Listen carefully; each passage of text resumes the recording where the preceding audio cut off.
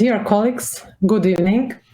I'm so happy to see you and to be with you today. I wish us a good, interesting and productive evening. And let me introduce the first presenter. It is Cheripanova Natalia with the theme of pulmonary embolism diagnosed postmortem, reason for missing pathology. Please. Good day, dear chairmen, colleagues. It is a great honor for me to take part in the traditional Samara conference. My report will be devoted to pulmonary embolism diagnosed post-mortem. Pulmonary embolism is the most common cardiovascular disease.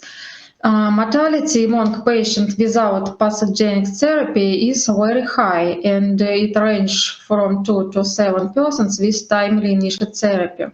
According to the European Register, 59% of patients died suddenly with PA as a cause of death were diagnosed post-mortality, and only 7% of those who died were diagnosed with PA correctly during their lifetime. In our study, we aimed to investigate the reasons for missing pathology in patients with a postmortem confirmed diagnosis of PA in real clinical practice.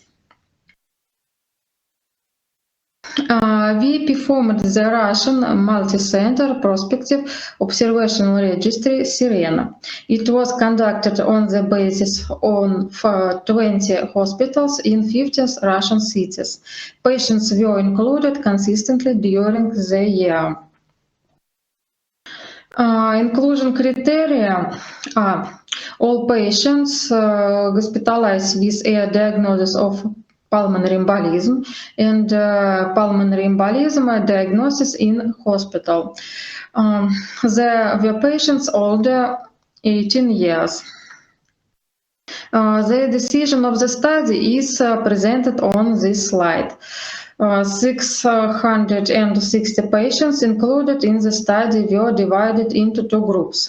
Group number 1, there were patients with a lifetime diagnosis pulmonary embolism, and group number 2, there were patients with pulmonary embolism diagnosed posthumously. Diagnosis at admission among those who have been diagnosed with PA posthumously can be grouped into categories: oncology, pneumonia, heart failure, stroke, after surgery, myocarditis, deep vein thrombosis, myocardial infarctions, and other. As we know, diseases with which a differential diagnosis of pulmonary embolism is performed may themselves be risk factors for PA. Therefore, the formulation of one of these diagnoses as a leading one does not exclude the presence of pulmonary embolism as a complication. When we analyze compliance at admission, a more erased and asymptomatic cause of the diseases is characteristic in the group patients with pulmonary embolism diagnosed posthumously. There were no significant difference between the groups in terms of anamnesis and risk factors, unless patients with lifetime diagnosis PA more often had a history of pre-existing episodes of venous thromboembolism. Patients with posthumously diagnosis pulmonary embolism were more physically disabled. According to the examination, there were no obliquous differences into two groups that could help in a differential diagnosis. According to laboratory data, anemia and chronic kidney disease were more often detected in the group of posthumously diagnosed pulmonary embolism. It shows us the comorbidity of these patients.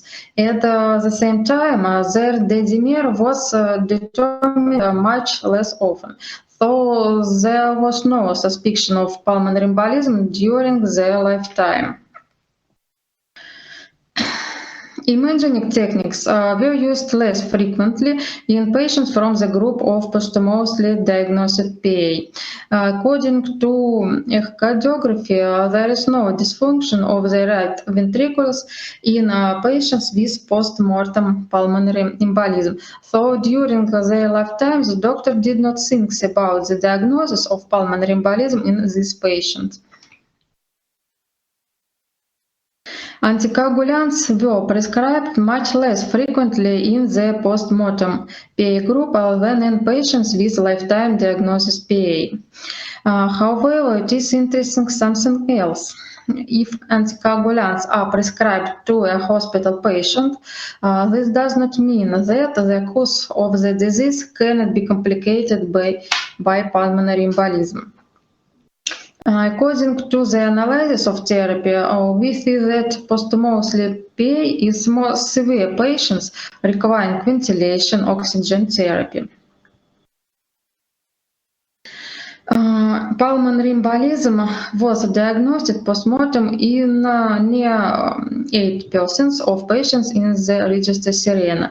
Cases of pulmonary embolism remain unrecognized during the patient lifetimes, since the clinical picture is dominated by asymptomatic or masked forms, imitation bolus, common cardiovascular or pulmonary diseases.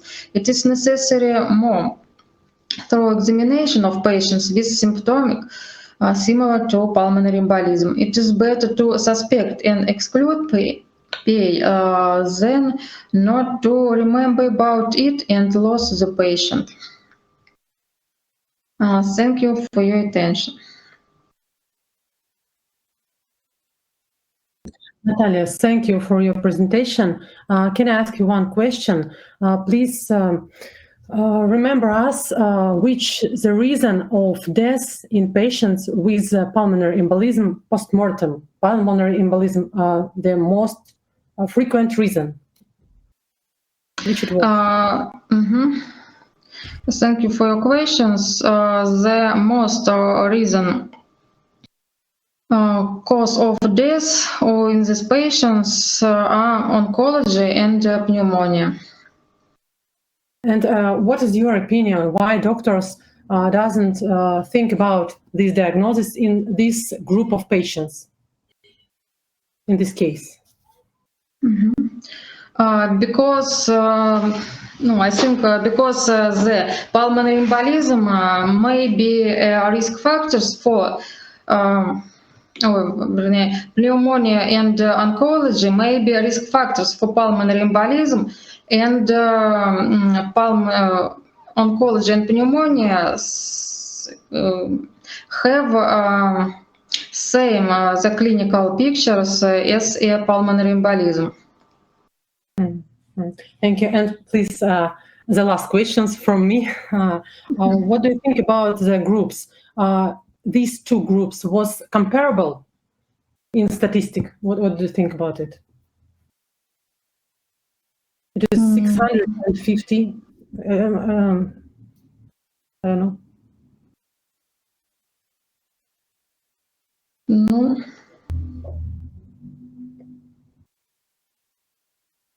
Do you check it or no? I think yes. Yes. Okay.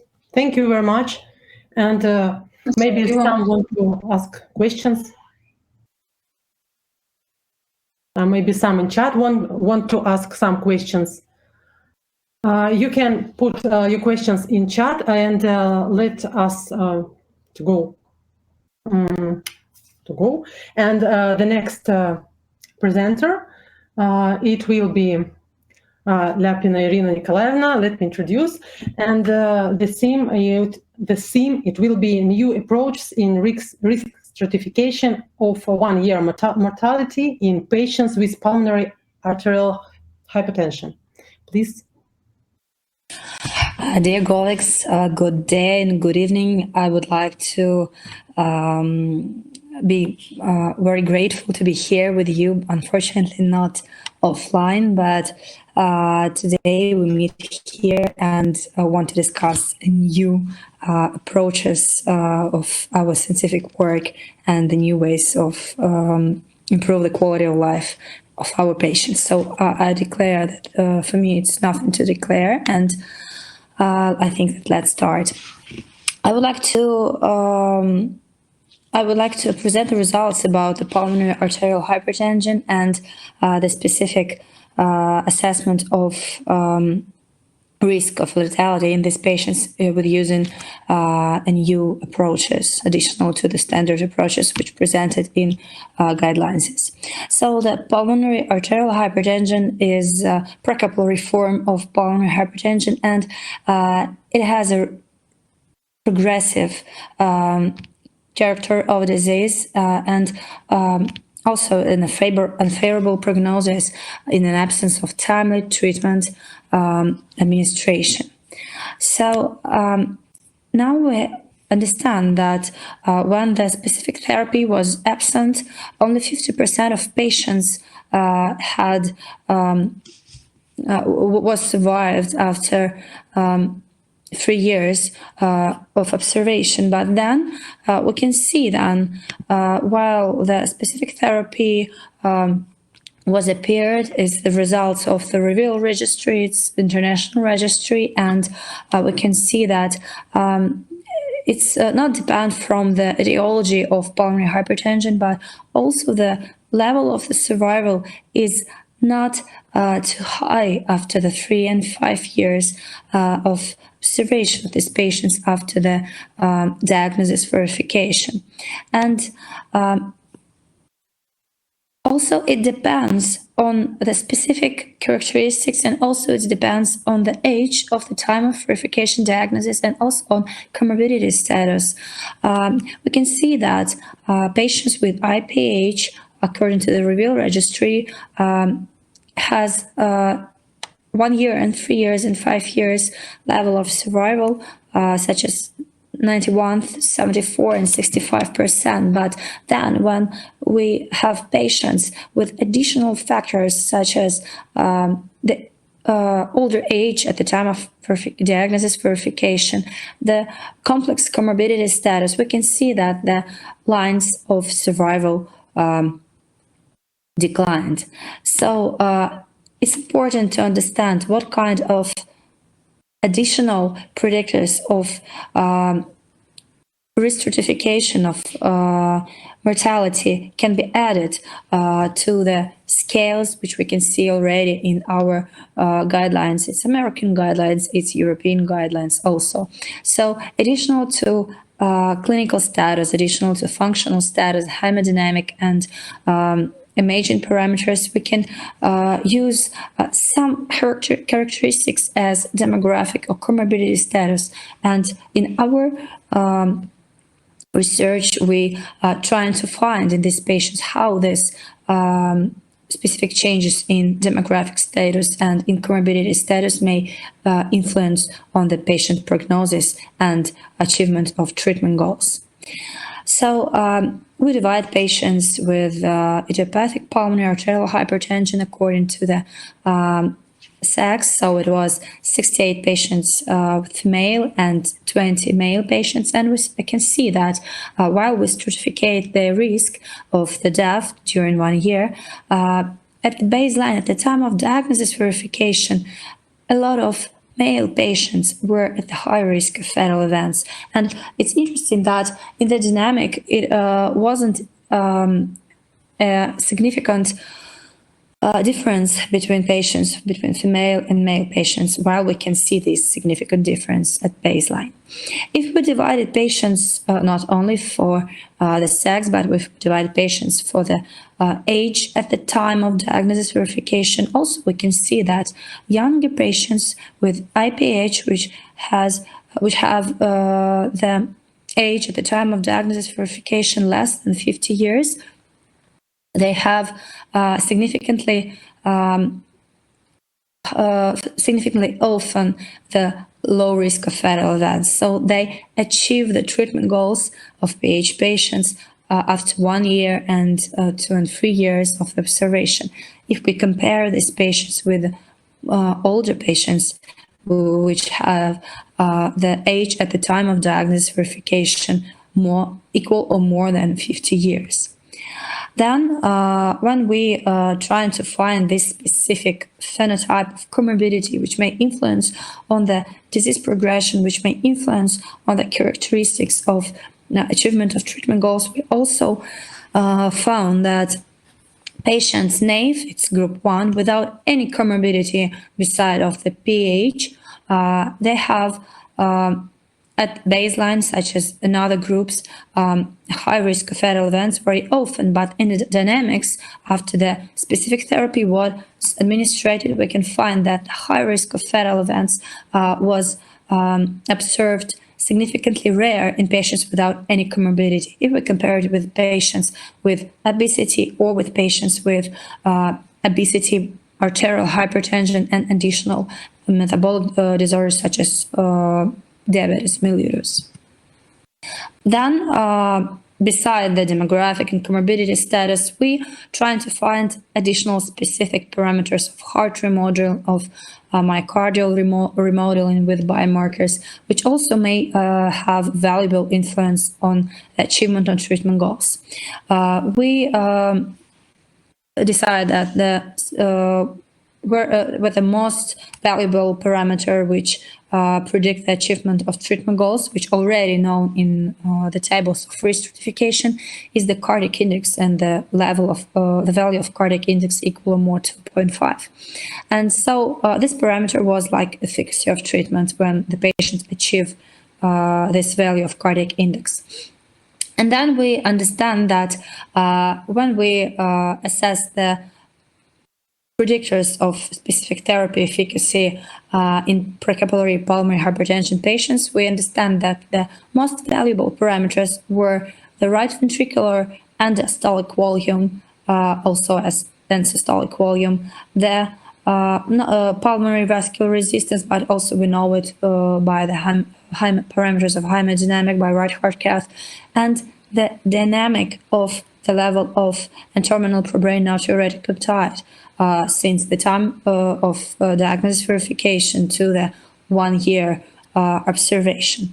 And then according to these most valuable parameters, we designed the prognosis model of therapy efficacy in patients with precapillary pulmonary hypertension, and this most valuable parameters was the dynamic of NT-proBNP and right ventricular and diastolic volume at baseline. And we understand that if patient has, after 1 year of specific treatment, the dynamic of the level of NT-proBNP less or equal than minus 376, but it should be less than plus 30.4, and also the value of right ventricular and diastolic volume at baseline should be in these patients equal or less than 150. These patients will achieve the treatment goals. I'm so sorry. And after 1 year of treatment, and will achieve the value of cardiac index equal or more to 2.5. So, according to the results which we have, I may conclude that it's very important to understand the complex phenotype of patient and use not only the parameters from risk stratification scale, which presented in the Russian and European guidelines, but also to assess and evaluate additional parameters such as demographic and comorbidity status, such as another parameters of patient's portrait. It is very important because we should understand the course of the disease. We should determine the prognosis of patients and make a decision for the better treatment strategy in each patient to improve their quality of life and to prolong their life. Thank you so much for your attention. If you have any questions, I will be ready to answer to it.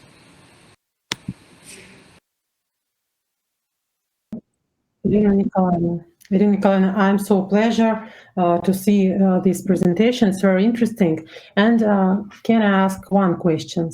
I want to know what do you think, in your own opinion, more effective predictor of therapy in this group, in the group of these patients?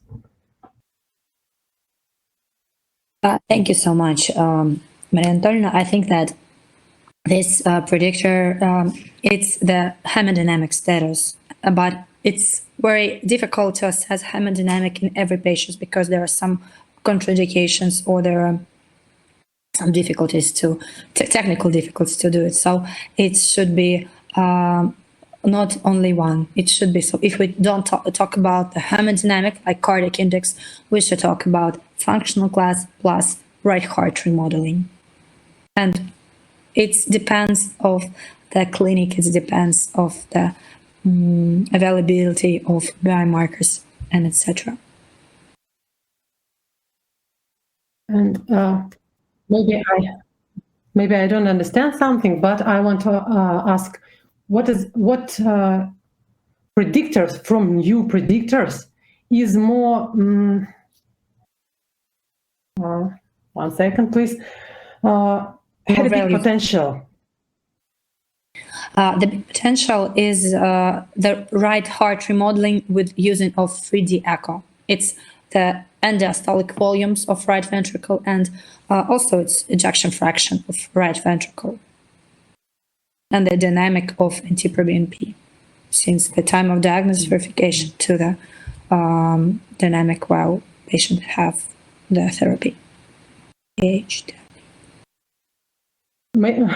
Can I ask the last questions? It's only the last.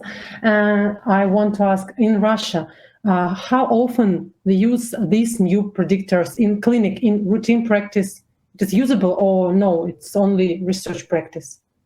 Thank you so much. It's usable if your clinic have the 3D device, 3D ultrasound, which may help to assess these parameters.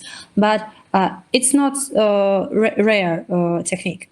But if we're talking about NT-proBNP, it's accessible for us because now there are a lot of programs which help to us to assess this NT-proBNP in patients with PH. It's not like scientific program, it's program also which made the Janssen and which made another firms that help for that helps patients with pulmonary hypertension. So it's important and it's possible to do also as 3D, also as NT-proBNP. Okay, thank you for these answers. Maybe somebody want to ask something in chat. Okay, thank you, Irina. And let me introduce the next presenter. It is Anastasia Mikhailovna Chergina with the theme of availability of healthy food in medical university. Please. Dear colleagues, I am so glad to be here today, and Samara is my favorite conference, it's true.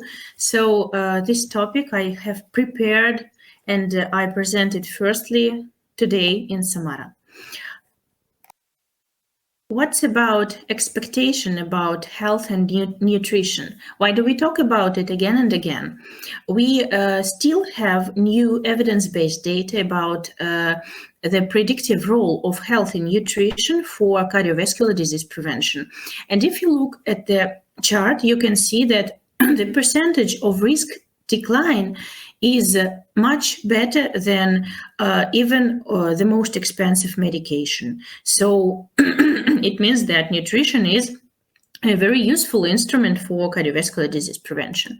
But the reality is not so optimistic that the number of students, the number of medical students with impaired health referred to a special medical group almost doubled by the last decade, and now it's approaching 35%. So the doctors in future are not very healthy, and it's sad.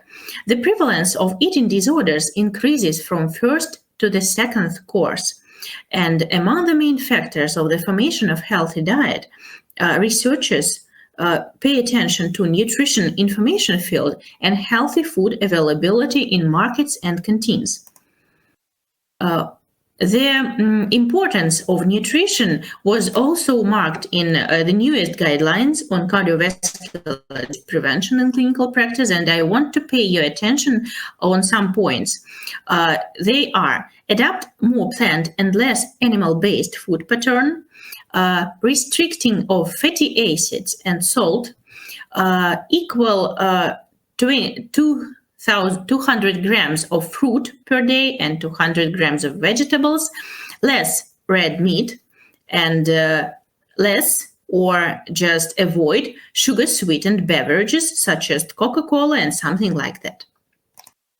What is about the aim of our study? The purpose was to assess the actual organization of meals at the educational basis of medical universities of our country and the subjective attitude of students about it.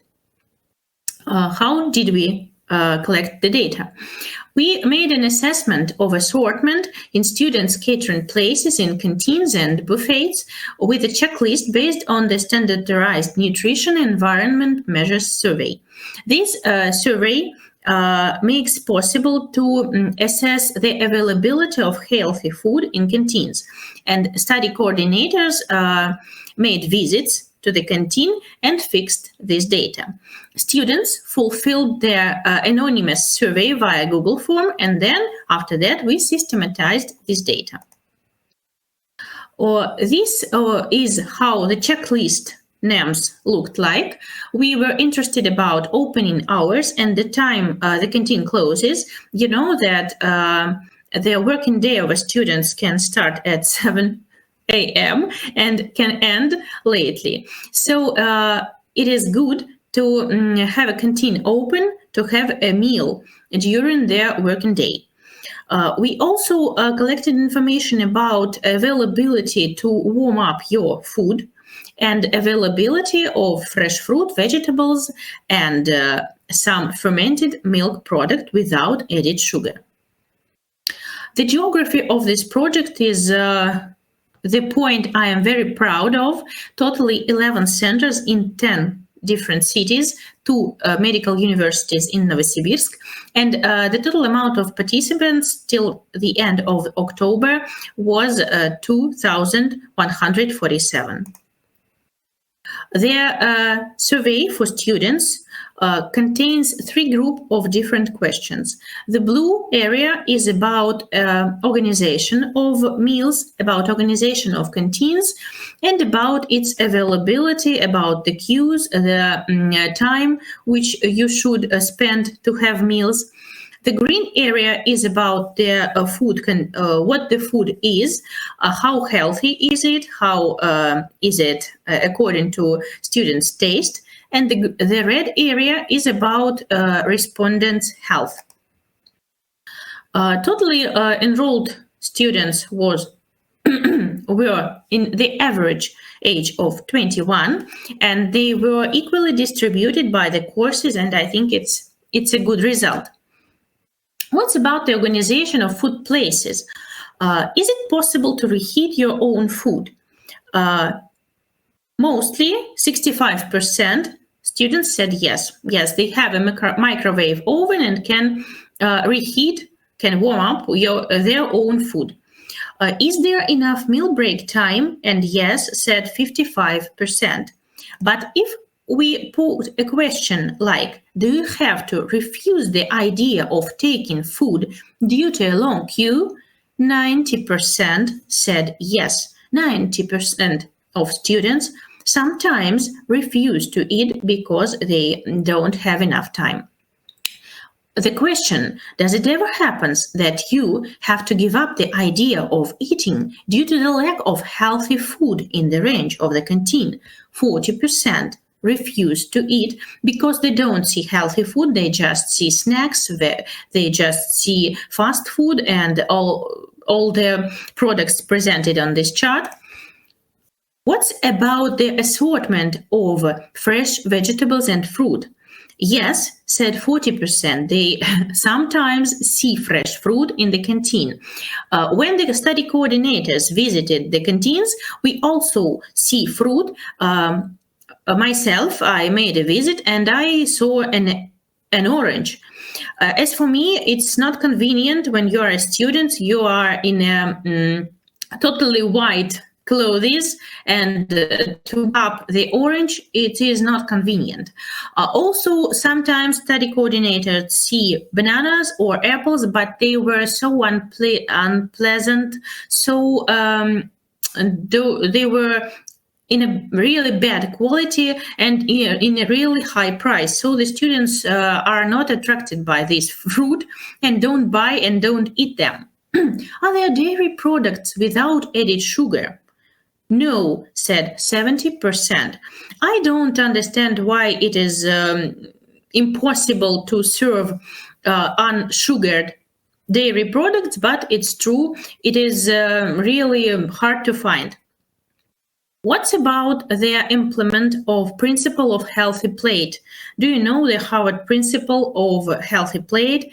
And our student says that it's impossible to compose the plate to be healthy in 53% of times.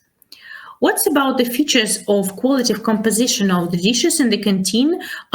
Excessively salted found these meals almost 10%, and excessively oiled, excessively fat, 40% of our respondents.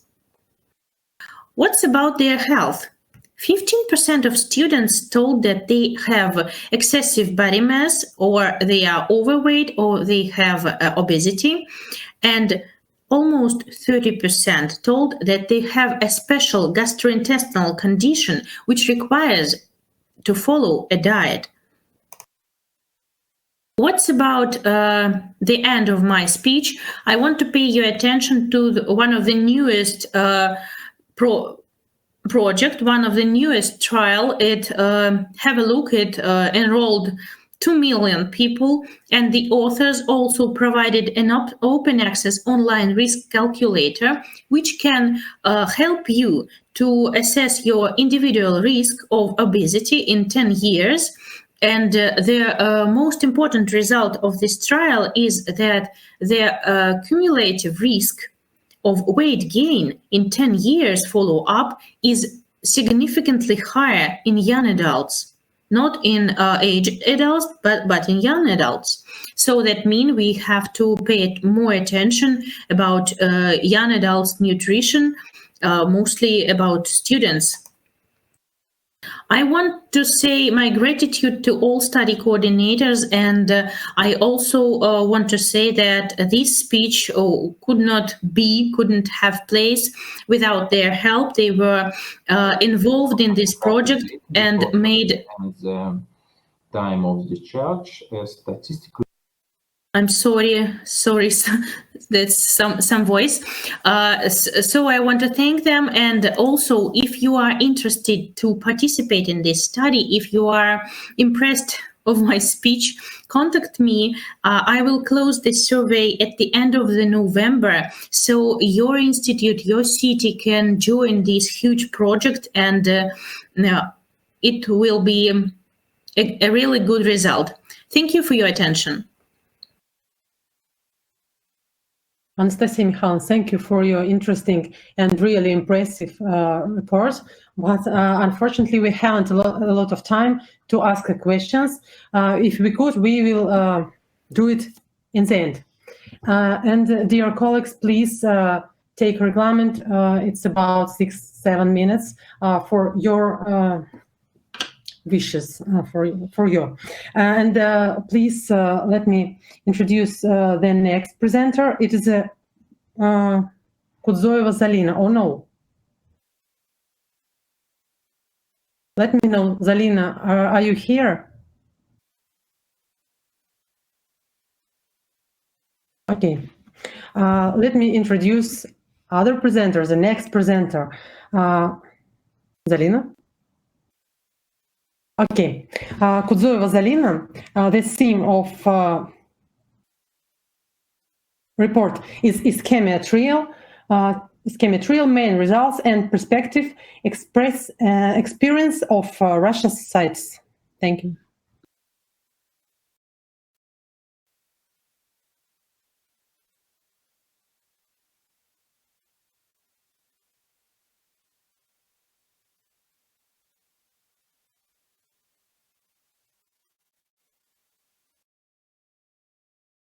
Sorry. Do you hear me and can you see the presentation? Can you? Слышно, видно не на полный экран. Видно. Okay, thank you. So that's okay? Can I start?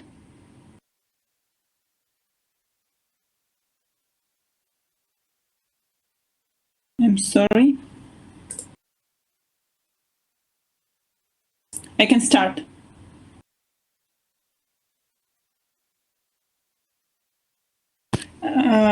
Dear colleagues, good day. I'm very glad to be here and to present at this wonderful, very interesting meeting. And the message of our presentation is the key messages from Ischemic trial, largest one in the world randomized trial, and this will be the view from the participating investigators. So what is the Ischemic trial? The Ischemic trial was an international multi-center trial that was sponsored by US National Heart, Lung and Blood Institute and was aimed at comparing two initial strategies in chronic stable patients. The initial invasive strategy and the initial conservative strategy. And the invasive strategy included angiography and revascularization plus optimal medical therapy.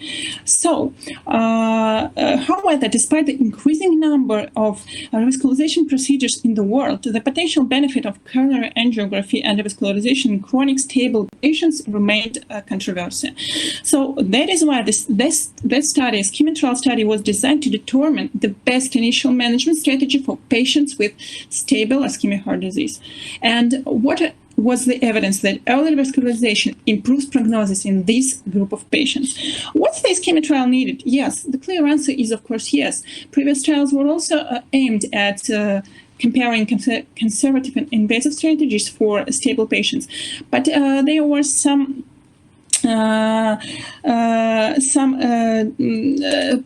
differences, and we also should notice that certainly there has been considerable progress in both medical therapy treatment and interventions, both CABG and percutaneous coronary interventions.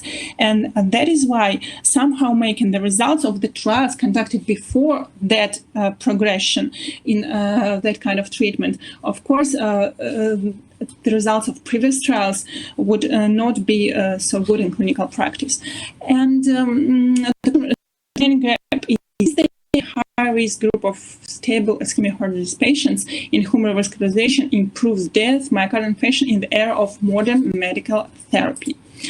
And so we know that modern treatment of myocardial ischemia is based on three main pillars, lifestyle, medical therapy, and revascularization.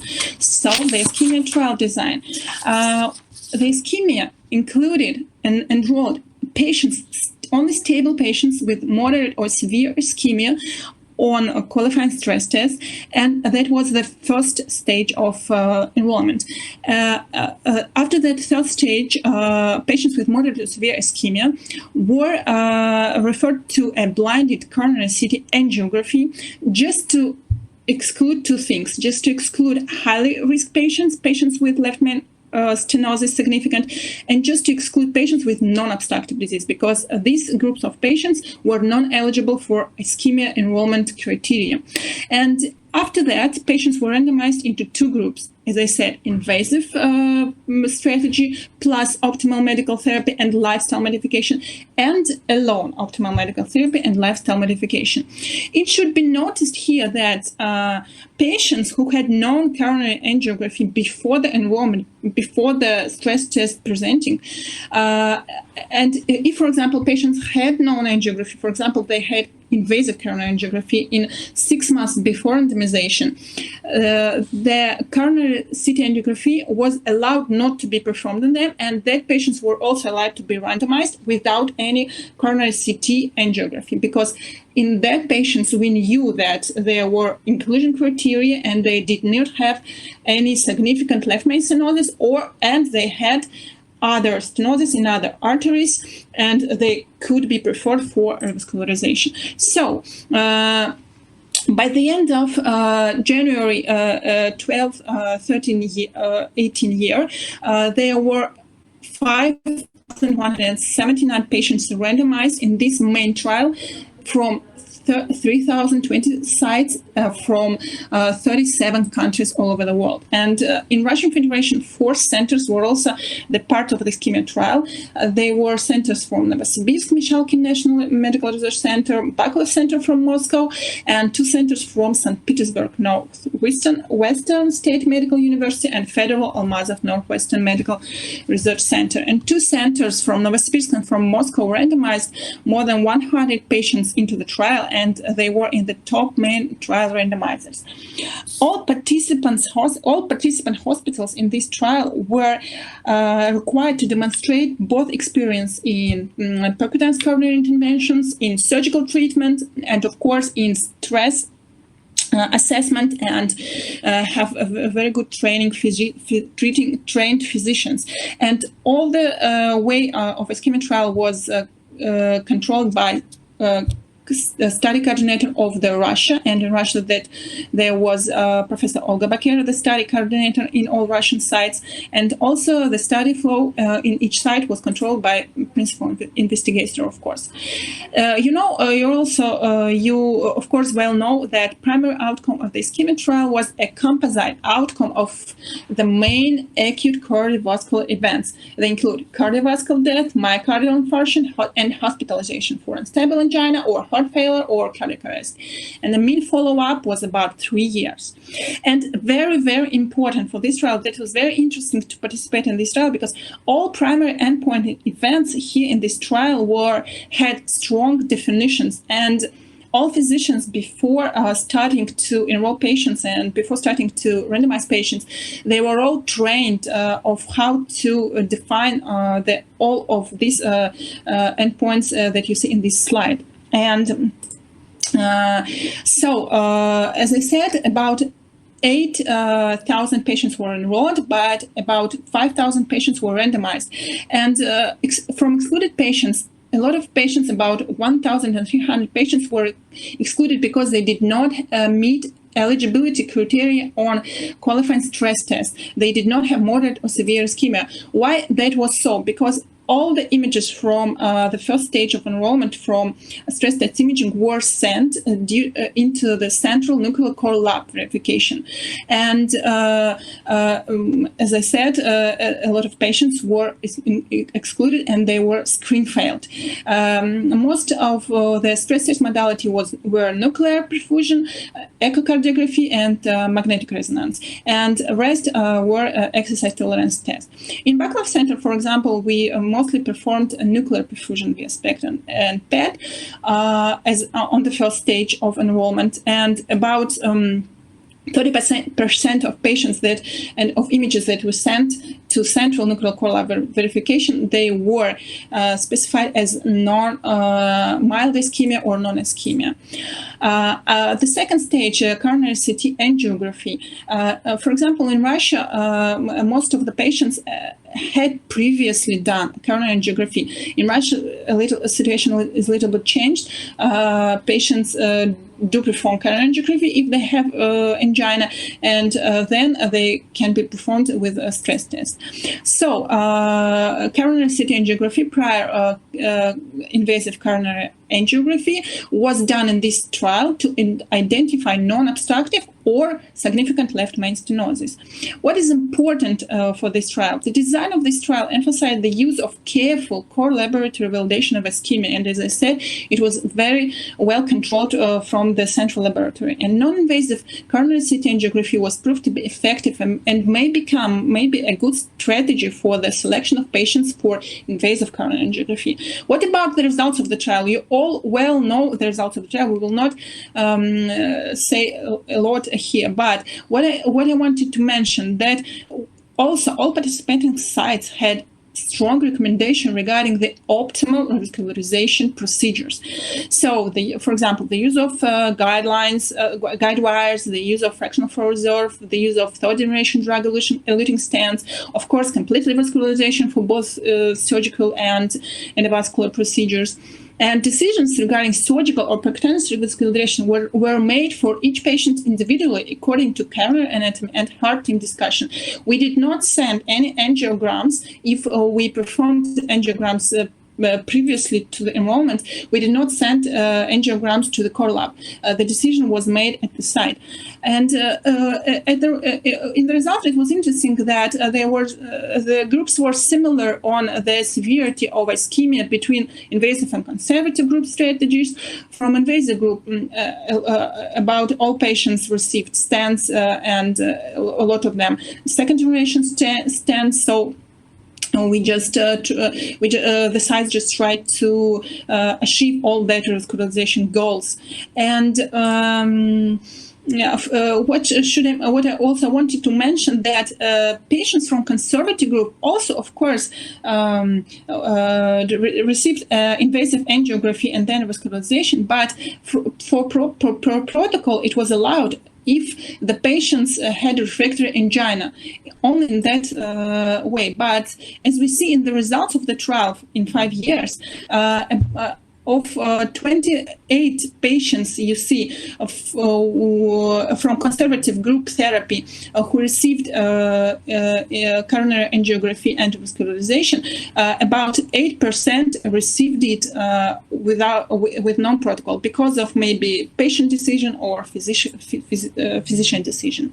What about optimal revascularization goals? They are also, we try to achieve them, and by the end of follow-up period, about 80% patients from invasive group received revascularization. The rest of them did not receive the revascularization, mainly to patient decision or some technical issues. And of course, to achieve our revascularization goals, the sponsor was provided us with medications and devices from the sponsor. And what about the goals of optimal medical therapy? I also want to mention again that optimal medical therapy was in invasive group strategy and optimal medical therapy group strategy, both in two groups. It was based on guidelines, of course, and that approach was simply non-existent even a few years ago in previous studies and in clinical practice.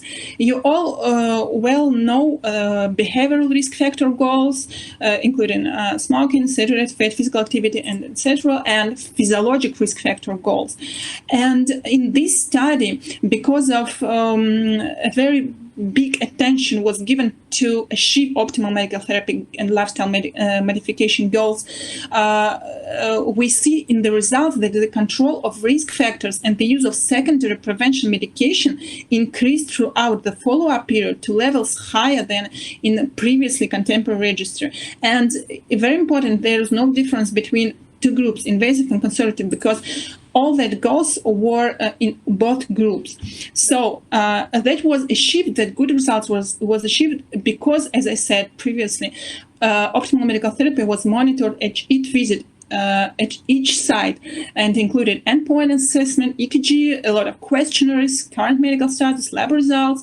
And in Russian Federation, we also achieved a very good goals in optimal medical therapy and lifestyle modification. For example, low density lipoprotein at baseline goal was about 12%, and at last visit about it tended to 40%. The results of the Ischemic trial are well known. There were no differences between invasive and conservative group for the primary endpoint, as we mentioned before. And subgroup analysis also failed to demonstrate differences between invasive and conservative group patients with prior myocardial infarction or previous revascularization. In that subgroups, there was no difference in results between these two groups. The rate of hospitalizations for unstable angina was lower, but that for heart failure was high in the invasive group, but the difference did not statistical significance had. So we have the results of the chemo trial, and we now understand how we achieved that results, and especially in optimal medical therapy goals. And the results of this large multi-center chemo trial challenging current clinical practice cannot be ignored, and maybe new guidelines will most probably modify the recommendation for revascularization in this group of patients, stable ischemic heart disease patients. And again, I need to notice that ischemia excluded highly risked patients. Ischemia excluded patients with significant left main stenosis. Ischemia included patients with severe angina, with severe three-vessel disease, with reduced left ventricular ejection fraction, and etc. And patients with chronic kidney disease were not excluded, but they were analyzed in parallel study, ischemia CKD study. The limitations of the study are also known. And what about future research? For now, we are participating in Ischemic Extend trial, more than 5 years of follow-up period. And the main challenge, what should I say here, that they are, of course, that big data that is from ischemia trial, of course, will assess the main investigators to analyze a lot of subgroups in this group of stable ischemic heart disease patients. For example, they just recently published the results of such analysis of correlates with complete revascularization and the results of the trial, the primary endpoint. And interesting was seen that among selected patients with chronic coronary disease and at least moderate ischemia, the outcomes of an invasive strategy may be improved if anatomic complete revascularization is achieved. And what are the key messages of such kind of trial to real-world practice? So when using medical treatment, this should be as close to clinical studies to be able to claim results seen in the studies to the clinical practice. A key message for all physicians is that modifying the atherosclerotic disease process should be the cornerstone of management, and the ischemic trial should inform the cardiologist and physician how to better communicate treatment options to patients with chronic coronary syndromes. Optimal medical therapy and lifestyle modification is the cornerstone of patient management. And at last, I would like to notice that in every publication it was noticed that the overall and percent of endpoint was not so high in ischemia trial if we, as it was seen in previous randomized and non-randomized trials. Thank you very much for your attention. Thank you very much for your nice presentation. May I have one comment? Okay. I would like to ask you about chronic coronary syndrome in patients with novel coronavirus infection. Maybe there is any connection. I'm sorry. So the question not regarding to ischemic trial, is it correct? Okay. Your personal opinion. Sorry? Your personal opinion, yes. My personal opinion.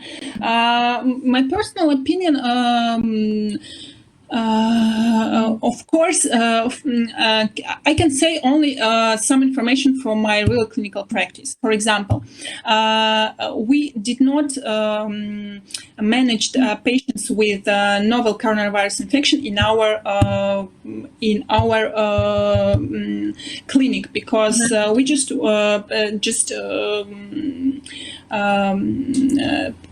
continued to work with the patient's cardiological and refer them for cardiac surgeons. But what we have seen a lot of patients after novel coronavirus infection that had some kind of aneurysm in coronary artery disease. For example, they refer to our center with signs of some ischemia, maybe some dyspnea, maybe some, and they did not have the progression of atherosclerotic process, but maybe there was some inflammation process in the coronary arteries. So for example, I did have in my clinical practice 2 patients that had coronary angiography 1 year before, and they did not have any changes in coronary arteries. And 1 year before, they just came to our center for, routine. And we did see some differences in their angiograms performed in our center. Okay, thank you very much, Zalina. It's my pleasure to introduce next speaker, Ekaterina Gubareва from Samara. Your lecture will you can start cardiogenic shock, diagnostic and treatment. Data from International Multicenter Registry. Dear Chairman, dear colleagues, cardiogenic shock is a primary cardiac disorder characterized by a low cardiac output state of circulatory failure that results in end organ hyperperfusion and tissue hypoxia. It's defined as a primary cardiac disorder that results in both clinical and biochemical evidence of tissue hyperperfusion. There are several criteria of cardiogenic shock, which includes clinical and hemodynamic criteria. Also, there were 4 clinical trials used different clinical and hemodynamic criteria. You can see them on the slide demonstrated. The most common cause of cardiogenic shock is acute myocardial infarction, though other disorders leading to impairment of the myocardium, valves, conduction system, or pericardium also can lead to cardiogenic shock. The incidence of cardiogenic shock is declined, which can be attributed to increased rates of use primary percutaneous coronary intervention for acute myocardial infarction. Approximately 5 to 8% of STEMI and 2 to 3% of non-STEMI cases can result in cardiogenic shock. Cardiogenic shock has a higher incidence in the following classes of patients: elderly population, patient population with diabetes, prior history of left ventricular injury, female. There are cardiac risk factors which can increase risk of cardiogenic shock incidence. They include age, family history of premature coronary artery disease, hyperlipidemia, diabetes mellitus, hypertension, tobacco smoking, physical inactivity.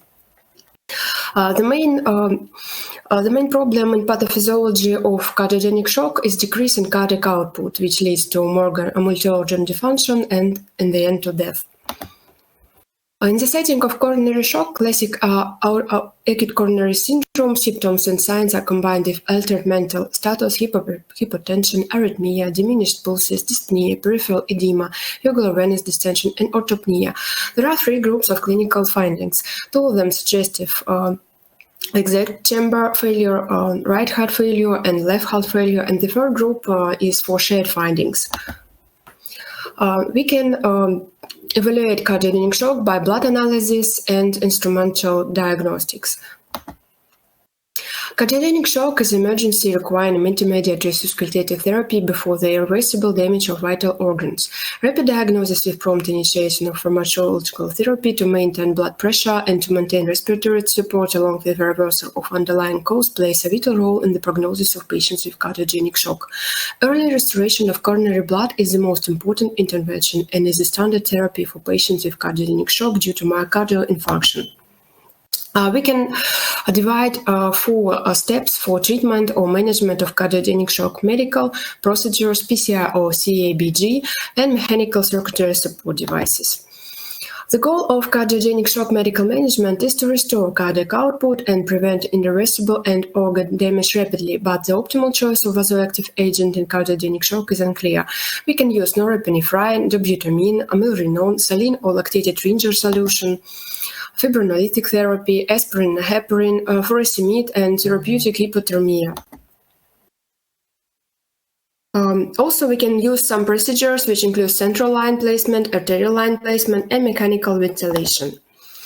Primary PCI should be performed irrespective of time delay from the onset of myocardial infarction. Urgent CABG is indicated in patients with coronary anatomy not amenable to PCI. Due to the poor prognosis associated with cardiogenic shock, medical therapy is often inadequate, and mechanical circulatory support therapy to improve end organ perfusion may be required.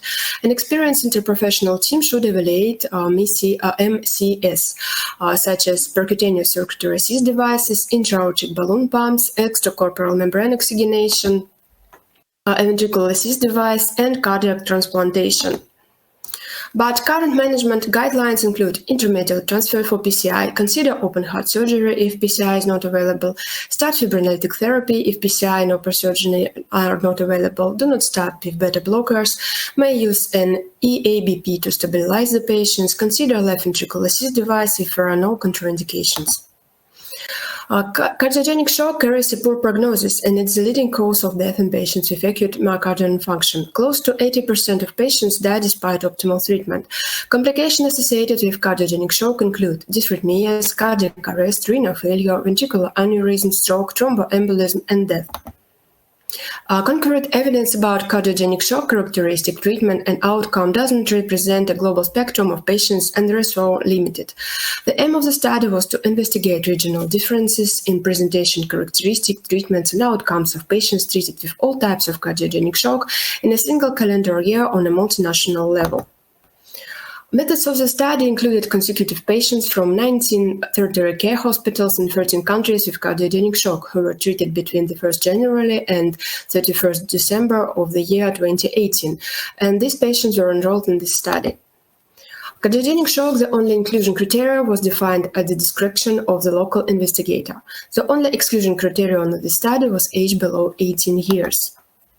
Patients then were stratified as being treated in European countries and versus non-European countries. And our country was represented by 2 hospitals of Samara, clinics of Samara State Medical University and Samara State Cardiology Dispensary. These hospitals were included in non-European countries. Unfortunately, the quality of this slide is not excellent, but you can see baseline characteristics in the study cohort on it. Patients were differ by age, by diabetes mellitus, by systolic blood pressure, and the use of mechanical circulatory support devices. Also, we performed analysis of the study cohort per country and found similar findings, similar differences by age, by diabetes, by systolic blood pressure, and also mechanical circulatory support devices use. We use a logistic regression model with location of the treatment on as dependent variable and selected presentation characteristics as independent variable. And you can see it on the slide. Patients didn't differ in outcomes in cardiogenic shock treated in European versus non-European countries. Despite marked heterogeneity in characteristics and treatment of cardiogenic shock patients, 30-day all-cause mortality didn't differ between European and non-European patients. Patients with cardiogenic shock treated in non-European hospitals were younger, more likely to be female and to have a prior myocardial infarction, but less likely to have cardiogenic shock due to acute decompensated heart failure. Although no differences in initial shock severity was observed, non-European patients were more likely to be treated with vasopressors, but less likely to be treated with mechanical circulatory support devices. Thank you for your attention.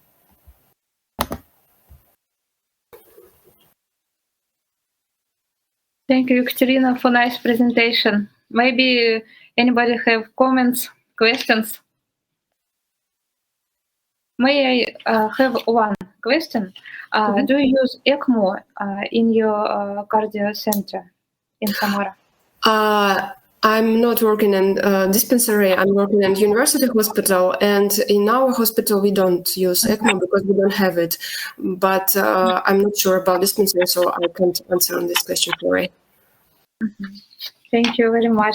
And it's okay. I want to point my attention in the conclusions, please, about mechanical support. I remember that in European country we use more often. Yeah, I'm right. And what do you think about these methods? Their perspectives. It's perspective or no? Because we have some different information about these methods in patients with cardiogenic shock. And what do you think about it? In which group of patients it is more prognostical efficiency, maybe?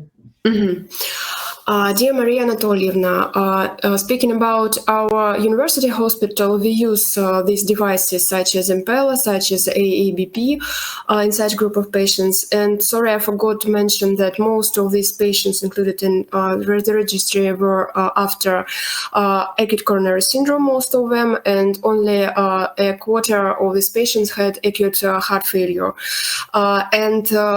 Based on the current guidelines, we should use devices because it has more effectiveness than just medical support. So my opinion that we should use them. And in our hospital, in our practice, we use it widely. Thank you. Maybe some questions from chat. Okay, let me report the next speaker. It is Filatova Anastasia Yurievna. The theme: lipid disorders and cellular immunity and HK players in atherosclerosis. Please. Dear colleagues, good afternoon, and thank you for the kind introduction. It's a great pleasure to be here to give this presentation. So, chronic inflammation plays a leading role in atherosclerosis. Innate immune cells, monocytes, macrophages, and neutrophils, and adaptive immune cells, T and B cells, are involved in the regulation of the inflammatory process in the artery wall and possess pro-atherogenic or anti-atherogenic activity. Monocytes are a heterogeneous population, and each subset contributes differently to the inflammatory process.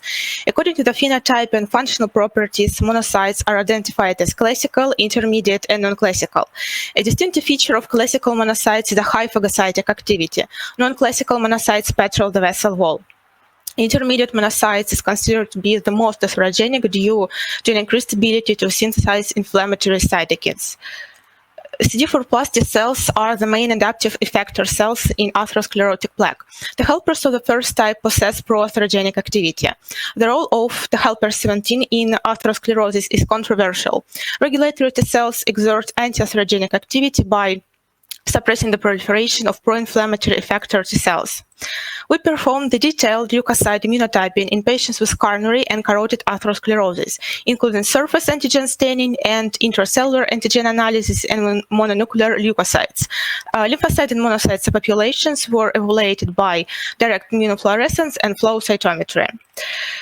In a 2-year prospective study, we assessed the significance of immunological parameters in patients with coronary atherosclerosis progression.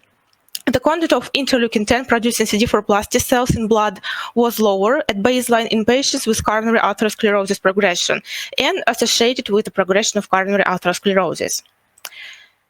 In patients with multivessel coronary atherosclerosis, we assessed the relationship between the parameters of cellular immunity and the morphological features of coronary lesions. In patients with diffuse lesions, the absolute number of intermediate monocytes as well as intermediate monocytes forming complexes with platelets was higher compared to patients with non-diffuse lesions, while the relative content of anti-atherogenic regulatory T cells was decreased. We speculate that diffuse type of coronary lesions is associated with an imbalance of T cell and monocyte immunity, representing the inflammatory process in the vascular wall. The different segments of the brachiocephalic arteries have heterogeneous hemodynamic and histological characteristics. The internal carotid artery is the distal part of the common carotid artery, and it has a smaller diameter. The blood flow in the common carotid artery bifurcation and the internal carotid artery is turbulent. Common carotid artery belongs to the arteries of elastic type, while the proximal segment of internal carotid artery is a muscular elastic type. These features can determine the differences in the mechanisms of initiation and progression of atherosclerosis in different parts of carotid arteries. The increased content of circulating helper 17 was associated with the severity of atherosclerosis in the distal muscle, but not elastic parts of carotid arteries. In the 1-year prospective study, the imbalance between regulatory T cells and helper 17 with the predominance of pro-inflammatory T helper 17 was higher in patients with carotid atherosclerosis progression and associated with the progression of carotid atherosclerosis in normal lipidemic patients. Age-related declines in the immune system are an important factor promoting the activation and maintenance of a chronic inflammatory process. Age-related changes include the accumulation of damage-associated patterns, chip mutations, a decrease in the number of T lymphocytes due to thymic involution, a decrease in their proliferative and activation capacity, increased inflammatory activity. The composition of minor T cell subpopulations, including regulatory T cells and monocytes, during aging needs better understanding. We analyzed the content of circulating effector and regulatory CD4+ T cells in patients with coronary atherosclerosis. Patients, only men, non-smokers receiving statins were enrolled. Patients were categorized into 3 groups according to age. We revealed that in older patients, the content of circulating CD4+ T cells, including regulatory T cells, was decreased. There were no significant differences in the content of circulating effector T cells. Weak but significant negative correlations were found between age and the content of CD4+ T cells and regulatory T cells, including naive subsets expressing CD45-Ra. We examined the phenotype of circulating monocytes in patients with coronary atherosclerosis. Patients were categorized into 3 groups according to coronary atherosclerosis severity assessed by angiography and into 2 groups according to age, above or below the median 60 years old. Advanced stages of coronary atherosclerosis were associated with the increased content of intermediate monocytes in patients of younger age and with the decreased values of classical monocytes in older patients. The values of non-classical monocytes were not associated with age or coronary atherosclerosis severity. There is a well-known association between the increased content of atherosclerosis development and lipoprotein remnants, including low-density and very low-density lipoproteins, Hill micron remnants, and intermediate density lipoproteins. High level of lipoprotein small is one of the proven atherosclerotic cardiovascular disease risk factors. Hyper-LPS small is one of the most obvious residual risk factors for cardiovascular complications in patients with target LDL levels. We compared the immunological and lipid parameters in patients with coronary atherosclerosis. Regression analysis showed that the combination of hyper-LPS small with the increased content of the helper 17 significantly increased the risk of severe atherosclerosis from 2.7 to 10 times, as well as the decrease in regulatory T cells or interleukin-10 producing CD4+ T cells increased the risk to 6.5 times. 1-year prospective study confirmed that the combination of hyper-LPS small with a increased content of the helper 17 or decreased content of regulatory T cells increased the risk of accelerated carotid atherosclerosis progression. We analyzed the association between the increased concentration of LPS small and monocyte subpopulations in patients with different severity of coronary atherosclerosis. Patients were divided into 2 groups according to the LPS small concentration: normal LPS small less than 30 mg per deciliter and hyper LPS small more or equal 30 mg per deciliter. In patients with hyper-LPS small, the absolute and relative content of non-classical monocytes was higher. There were no significant differences in the content of intermediate or classical monocytes. In the subgroup with the concentration of LPS small of the upper quartile of the distribution, a triple vessel coronary disease was verified in more than half of patients. Triple vessel coronary disease was more commonly verified in patients with a lower relative content of classical monocytes and with a higher relative content of intermediate and non-classical monocytes. Hyper-LPS small accompanied with a higher number of intermediate and non-classical monocytes was associated with triple vessel coronary disease. Redistribution of CD16+ monocytes in hyper-LPS small increased the risk of multi-vessel lesions. In multiple regression analysis, adjusted for gender, age, the presence of diabetes mellitus, hypertension, and smoking, hyper-LPS small and relative content of intermediate monocytes were independently associated with the increased risk of multi-vessel coronary atherosclerosis. And these are my conclusions. To save the time, I will finish here, and thank you for your attention.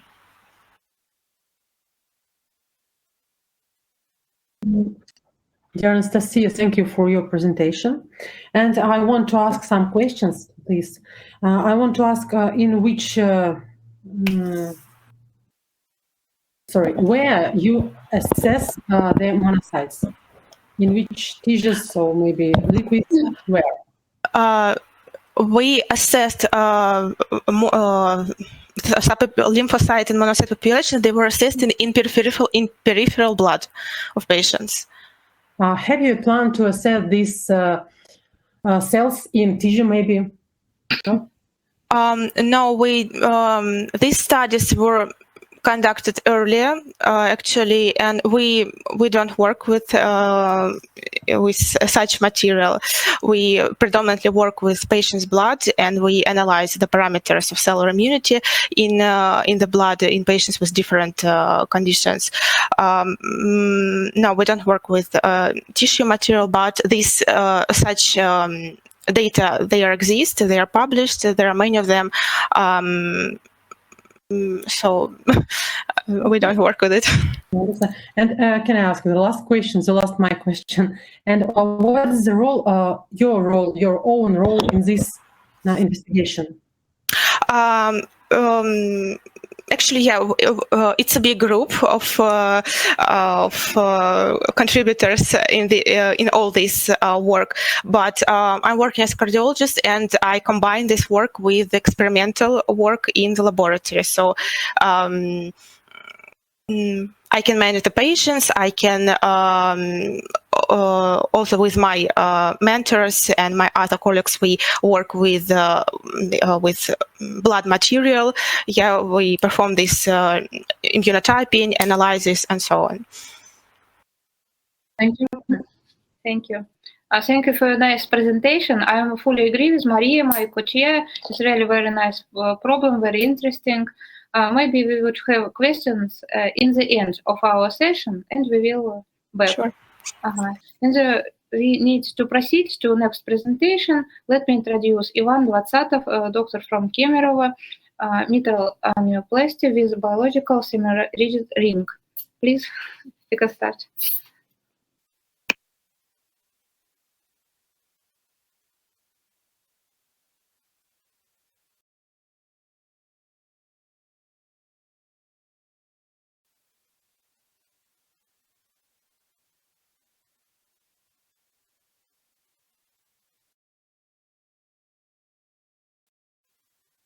Sorry. Good afternoon, dear colleagues who have afternoon. Good evening, dear colleagues who have evening.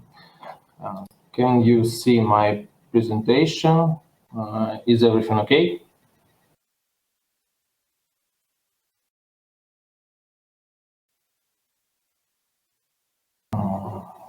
Sorry, 1 second.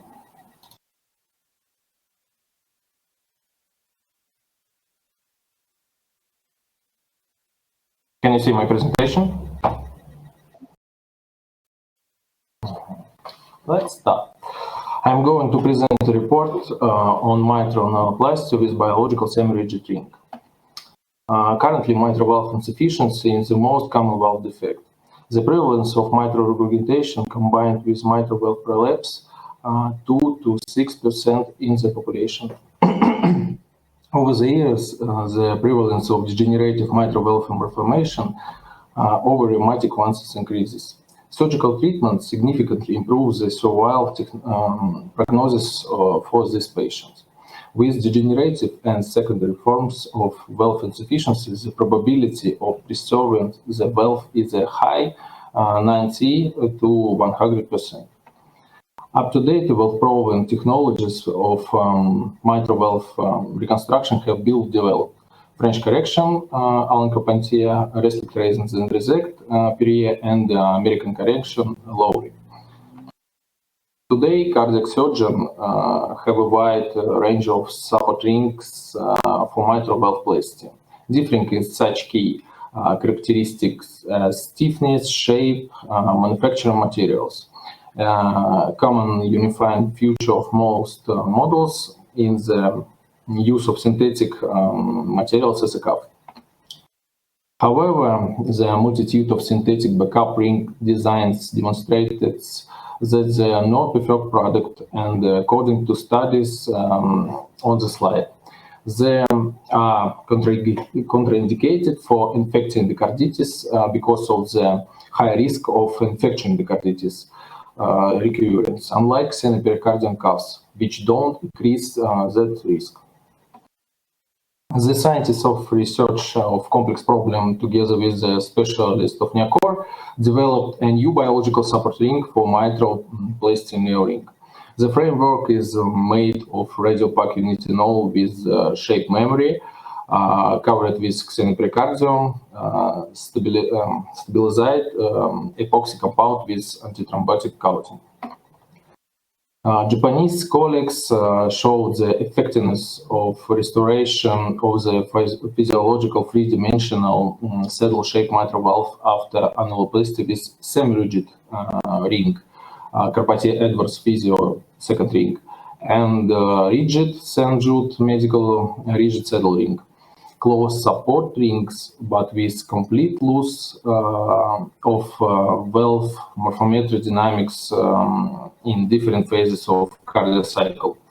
At the distinctive positive side of semi-flexible MEMO3D support ring was demonstrated in the preservation of physiological dynamics of the fibrous ring and CAPS unit of mitral valve, but with an absence of the possibility of anatomical saddle shape formation.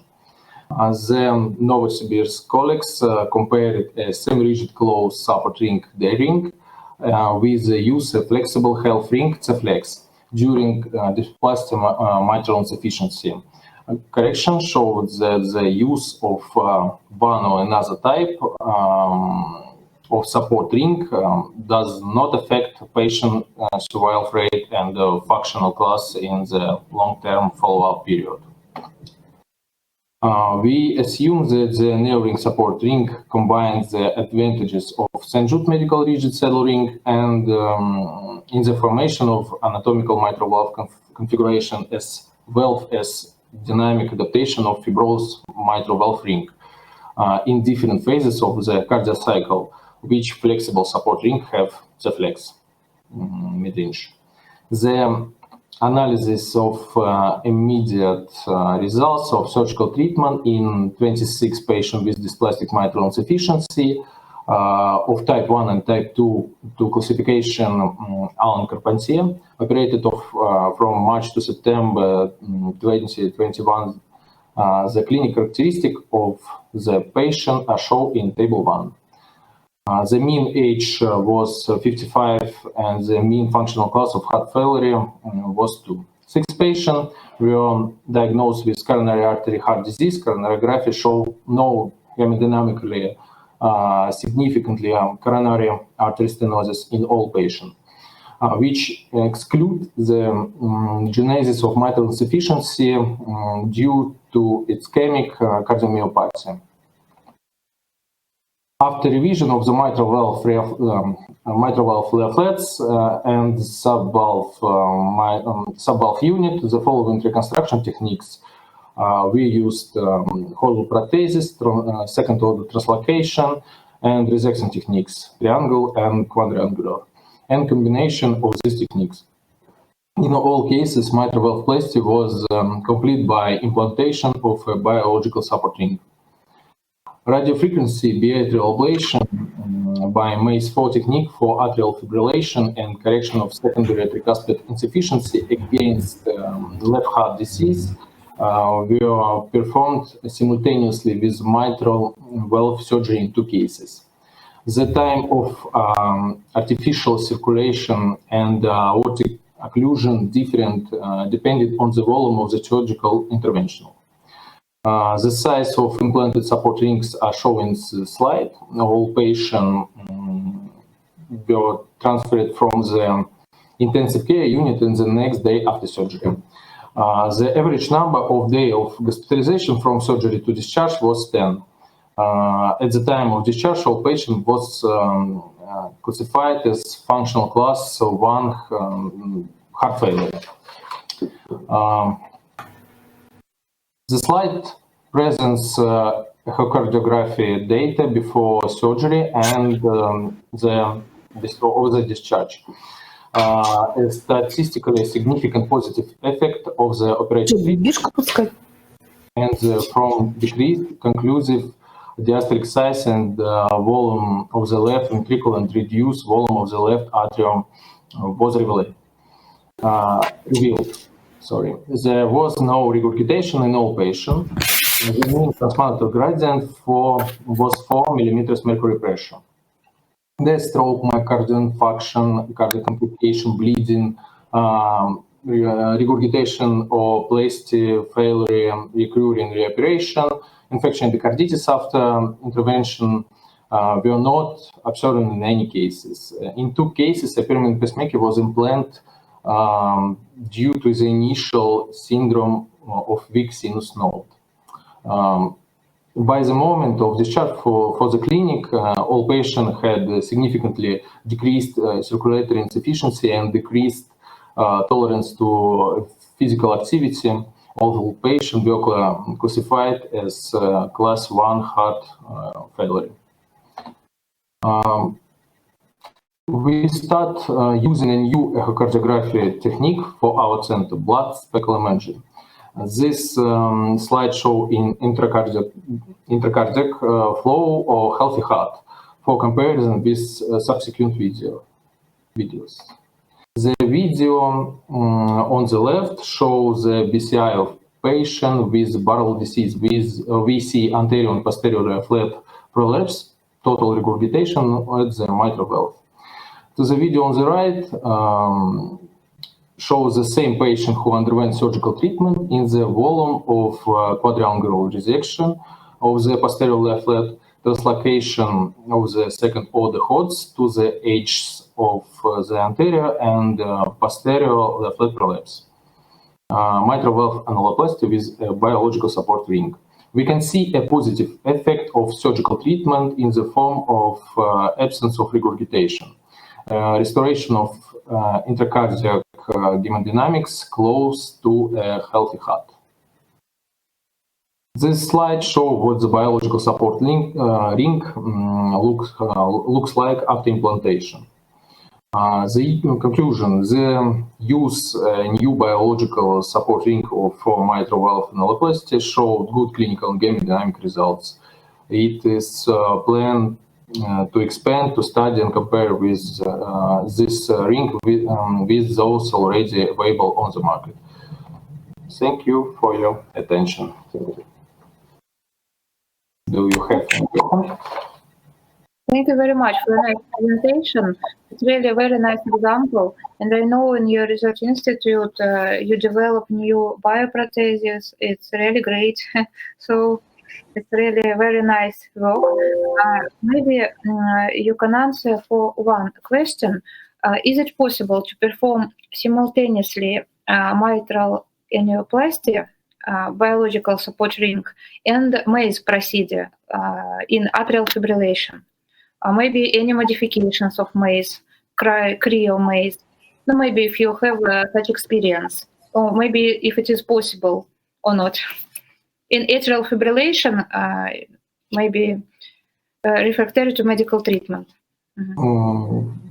Yes, we can use cryoablation, radio Bagby, atrial MACE 4, simultaneously mitral valve annuloplasty. So possible, we can see, we can use 4 techniques in our center. That's great. Thank you again for your nice presentation. Maybe anybody has questions? Can I ask one question, please? Can you tell us in a few words which benefits in your development now before the existing methods? You understand? Yes, I understand.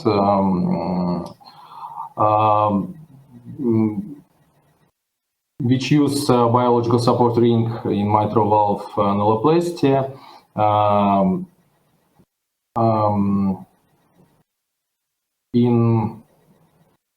Can I answer this question in Russian? Yes. Можете ли вы назвать преимущества? Да, преимущества. Мы пока еще одно из самых первых преимуществ, которые мы пытаемся рассмотреть, это возможный отказ от антикоагулянтной терапии в виде варфарина непосредственно после операции. Но пока мы оцениваем только клинические результаты, непосредственные именно хирургии, а в последующем это будет наша точка направления изучения данного кольца, когда оно покажет хорошие клинические результаты в отдаленном периоде после операции. Ну и второй момент, то, что, как я уже говорил в докладе, использование биоматериалов при инфекционном эндокардите снижает в разы риск возникновения повторного инфекционного эндокардита, уже протезного, либо инфекционного эндокардита митрального клапана после пластики митрального клапана. Это основные плюсы. Thank you.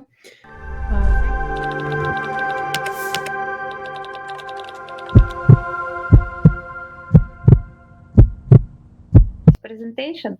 May I have one comment, maybe for the audience?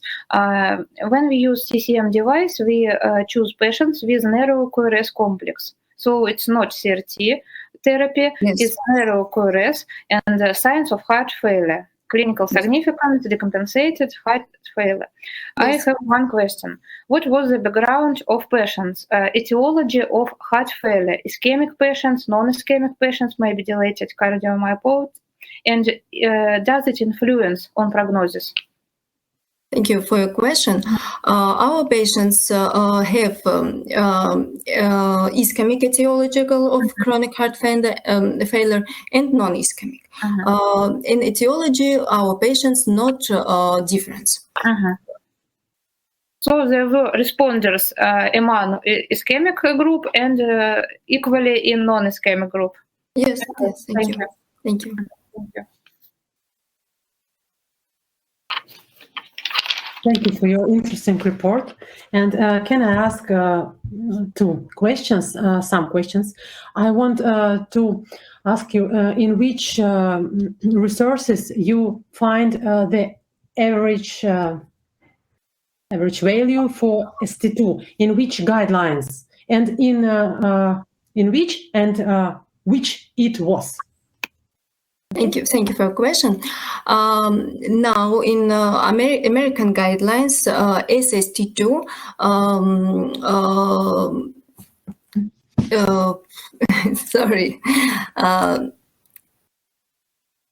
study continues, and there are data that level average 35 is increased risk stratification. This is in American guidelines and data was published. Thank you. And I want to ask the next questions. Maybe I don't understand.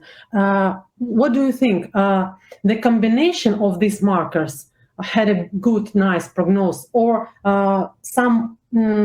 or they can separate, have a good prognosis? What do you think about it? Thank you. According to our study and according data published, which are published, the dynamic control these markers NT-proBNP and SST2 are better, because NT-proBNP have limitation, but NT-proBNP now used in recommendation for treatment and diagnostic chronic heart failure. So SST2 now continue research, and we have that, and we hope that only combination can used and helps us to diagnostic and treatment patients with chronic heart failure in future. Can I ask the next question? Sorry. Yes, yes, of course. Thank you. What do you think? What is the basis reason of the increase of these biomarkers in your cases? What is the basic? Thank you. SST2, it is a marker of fibrosis. It is increased when in the heart have maybe some process with inflammation, maybe ischemic change, and it is lead to increase these markers. So maybe combination of NT-proBNP and SST2 can we in future use this because it is different markers. It is not by one nature. It is but the data ask us that it can be used for patients with chronic heart failure. Thank you for your answer. Thank you. Thank you very much. Okay, Thank you. maybe one more question. Yes, yes. Maybe you said during your presentation, do you include patients with atrial fibrillation in both groups? CCM, maybe Optimizer Smart, it's last generation of devices, and CRT group, because it influence on resynchronization and response. The patients with atrial fibrillation are not consistent. It's patients with paroxysmal atrial fibrillation. So it is don't change the markers. Okay. In anamnesis. Yes. Thank you. Thank you again for your nice presentation. No, it's pity, but we are getting close to the end of our session. Maybe anybody have some comments, some questions for discussion. It's really a very great session. As, Something. I think that our participant, one people had not enough questions because I quick and I want to ask one question for Anastasia Mikhailovna. I want to ask why your investigation did not conclude Asian part of our country, only European, not Asian. What do you think about it? I'm thinking about it every day and sometimes every night, because when I painted the map and matched the cities, my ego wanted that there will be more stars, and I wish our colleagues today who have seen the presentation in this session and in Russian session will be involved and will join us and participate. We have such cities as Surgut. It's an interesting city. I think we have mostly central part of Russia. We have Siberia, and maybe we don't have medical universities in Tver because they study in Kemerovo Medical State University.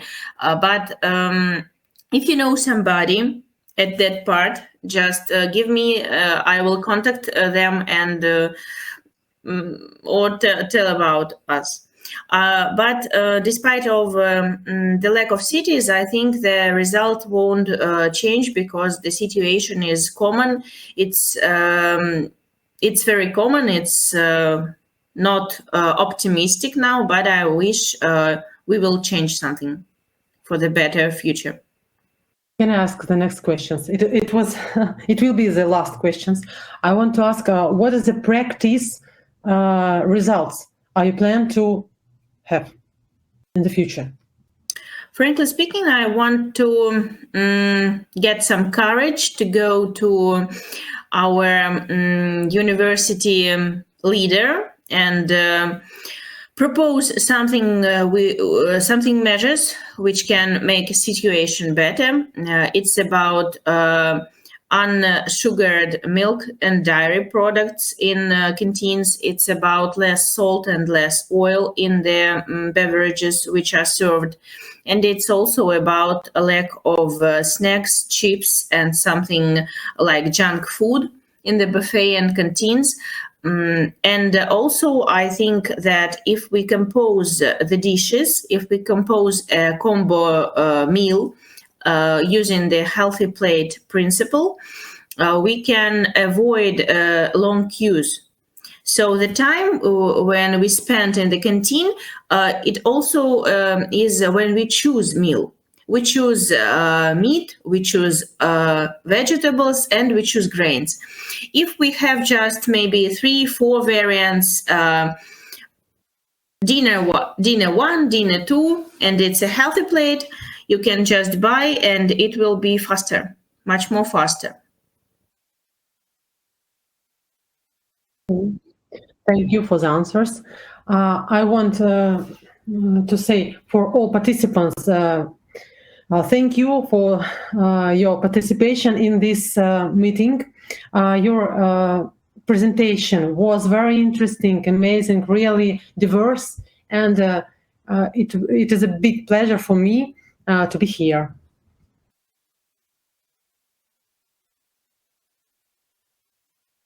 I completely agree, and I can say we had a very good impulse during this session. Maybe I would like to thank all the organizers, my co-chair, Maria, very nice to see you, and all participants. And I hope to see you maybe in person next meetings in Samara, in Moscow, St. Petersburg, in Kemerovo, or Tomsk.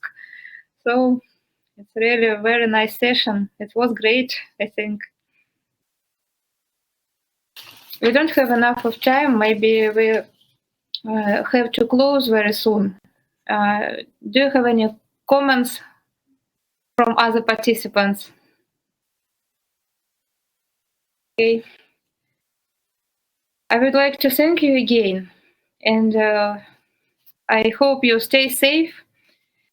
And we will wait to next meetings, maybe in person next time. Thank you very much.